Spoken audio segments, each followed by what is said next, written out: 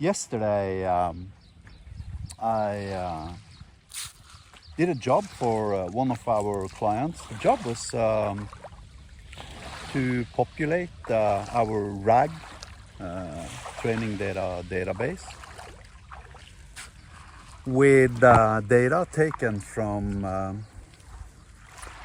an API. I think it was healthdocs.io or something. And when I was done, I had something resembling this code here. And it ended up at 11 lines of code, I think. Then I went to ChatGPT and I just pasted the code into ChatGPT. And I told it to port this code to C#, following all best practices, such as separation of concerns, IOC, make the code testable, etc. And it ended up at 87 lines of code divided into 9 files. Now, it doesn't matter what I use as an example. This, of course, is invoking a third-party API, looping through all records returned and inserting into a database. But every single task I do for one of my clients, I end up with a small amount of Hyperlambda code, 10 to 20 lines of code. Very seldom I end up with like 50 lines of code. But every time I take that code and I paste it into ChatGPT and I ask it for its C# equivalent, Rust equivalent, Golang equivalent, whatever really, it doesn't matter.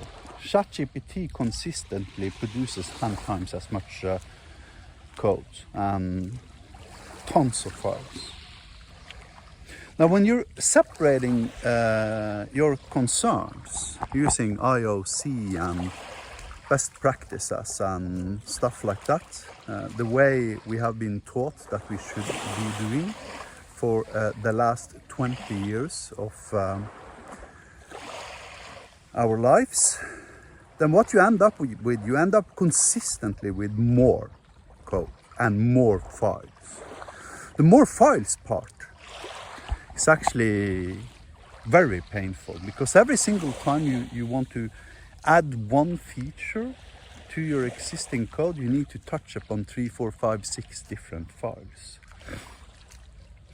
And every time you tab between 2 files, you lose sight over your code. So you cannot put the entirety of your code into your mental context at the same time. It is simply not possible. And this results in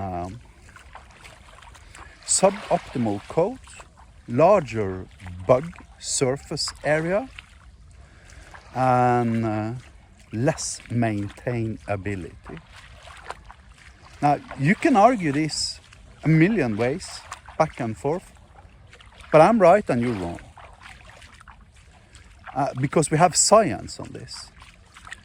Besides, the intuitive reaction too is that the more files you have, the less maintainable your code becomes. Now, and for some reasons, the only human beings on Earth that cannot intuitively understand that happens to be those that have been using Solid and IOC and SOC for like the last 20 years and fallen in love with it to such an extent that they cannot see the disadvantages of the software development axioms they are using themselves.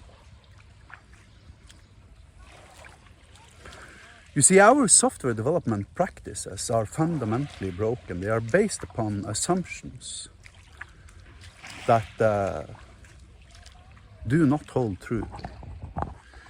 87 lines of code in 9 files, there's absolutely no way in hell you can argue that that is more easily maintained than 11 lines in 1 file. It's just not simply possible.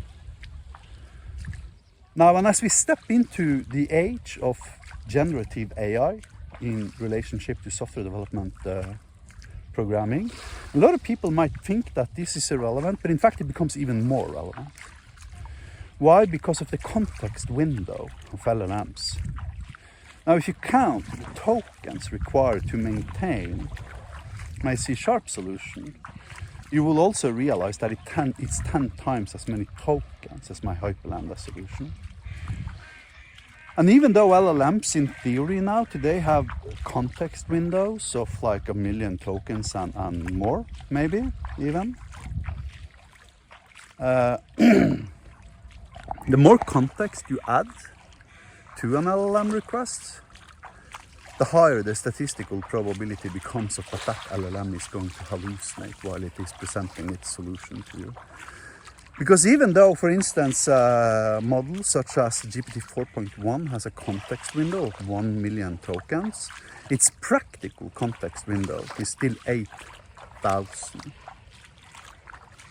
tokens. That is its practical, where it's like super sharp. And a Hyperlambda solution rarely, if ever, exceeds 8,000 tokens. That means that you get to leverage the absolute smartest point of the LLM for the entirety of your code, which again, of course, significantly reduces the mental burden on the LLM, allowing it to much more easily generate accurate code.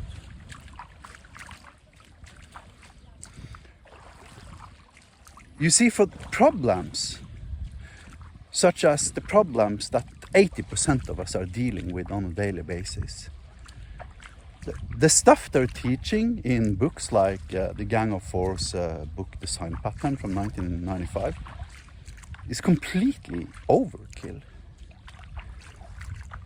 Maybe if you're building like the next Google or something, okay, now you might want to separate your concerns, right? But facts are that 80% of us are enterprise software developers. And the problem I started out with in this video is a very good example of literally 80% of the problems we are solving. And using C# or Golang or even Python for that matter, or Rust, God forbid, for such solutions is crazy talk. Thanks for watching.